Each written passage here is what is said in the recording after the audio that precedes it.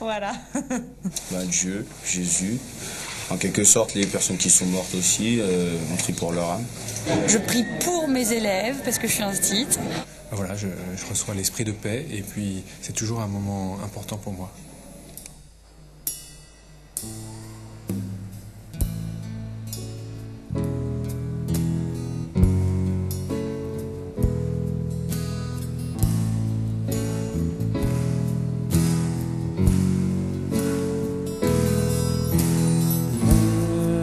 Laisse-moi venir à toi, mais en mon cœur le désir d'aimer. Fais de moi ce que tu voudras,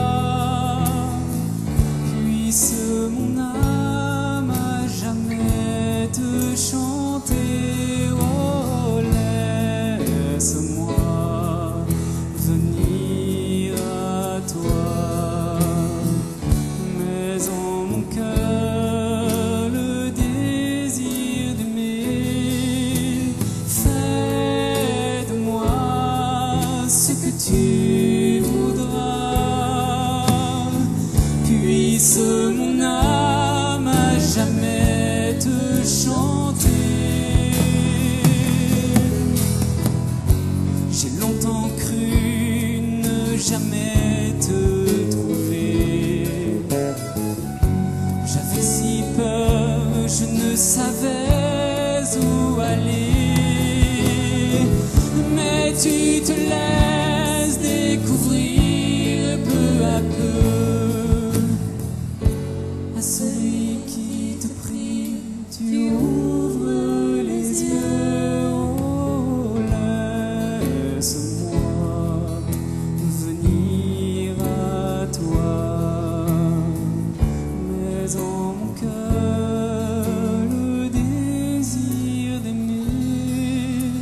Fais de moi ce que tu voudras, puisse mon âme à jamais te chanter.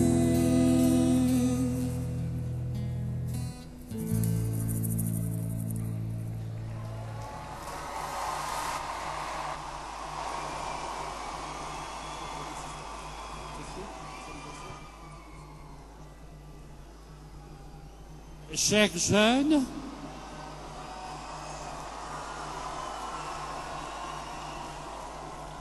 ce soir, nous allons vivre un moment de grâce.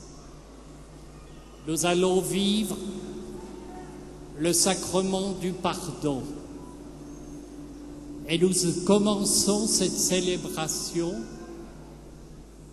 par le signe de la croix, comme Bernadette a reçu ce signe de la Vierge Marie.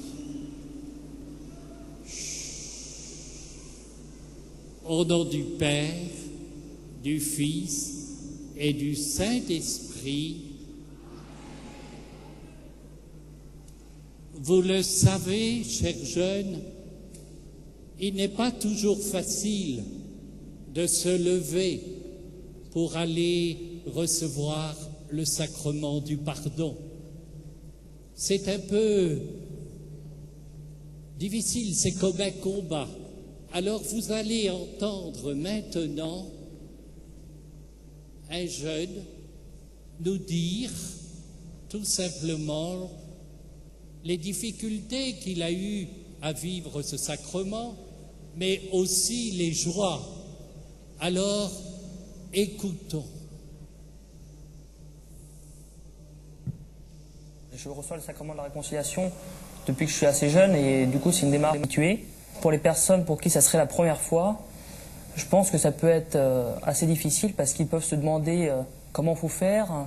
Ma crainte principale, c'était surtout d'être jugé par le prêtre, parce que c'est pas tous les jours qu'on se confie à quelqu'un, qu'on dise ce qu'on a fait de mal. La crainte de ne pas savoir quoi dire. C'est vrai que c'est pas forcément évident d'aller voir un prêtre et de lui parler de ce qu'on a fait de mal dans notre vie. Mais je fais ça parce que je sais que c'est l'intermédiaire de Dieu. La rencontre avec le prêtre, ça reste un moment assez difficile pour moi.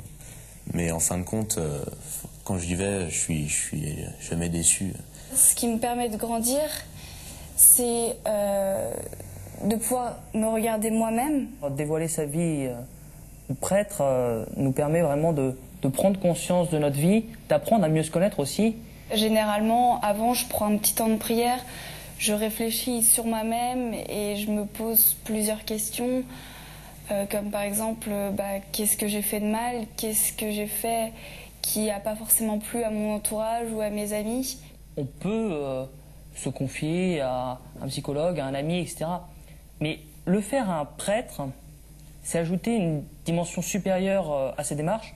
On est très rassuré parce qu'on a vraiment l'impression d'avoir quelqu'un à son écoute. Il peut nous donner des conseils, il n'est pas du tout là pour nous juger. Il est là un peu comme un père qui pourrait donner des conseils à son enfant.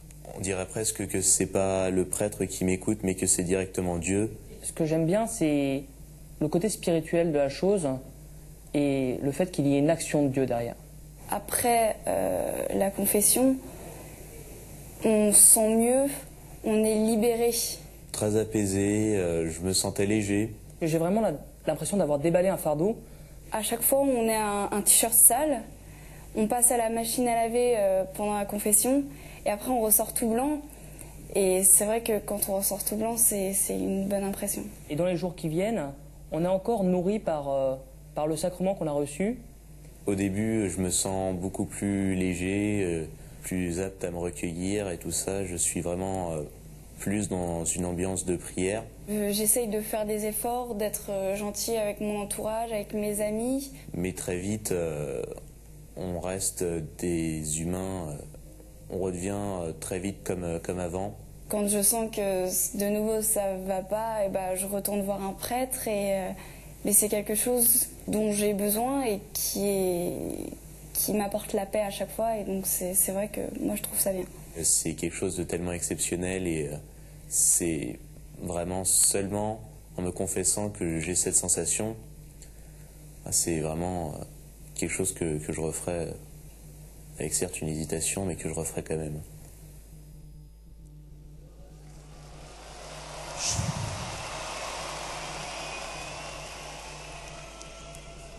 Mais savez-vous, chers jeunes, ce que vit un prêtre quand il vous donne le sacrement du pardon?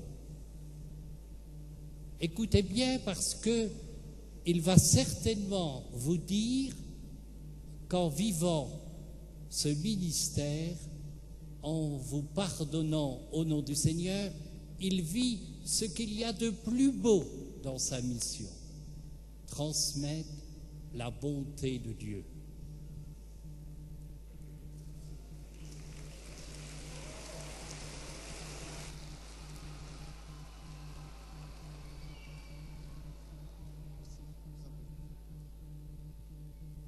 Bonsoir, je m'appelle le père Benoît Guédas, je suis prêtre depuis 3 ans, bientôt, et je voudrais vous témoigner de la joie de me confesser et de la joie d'être confesseur.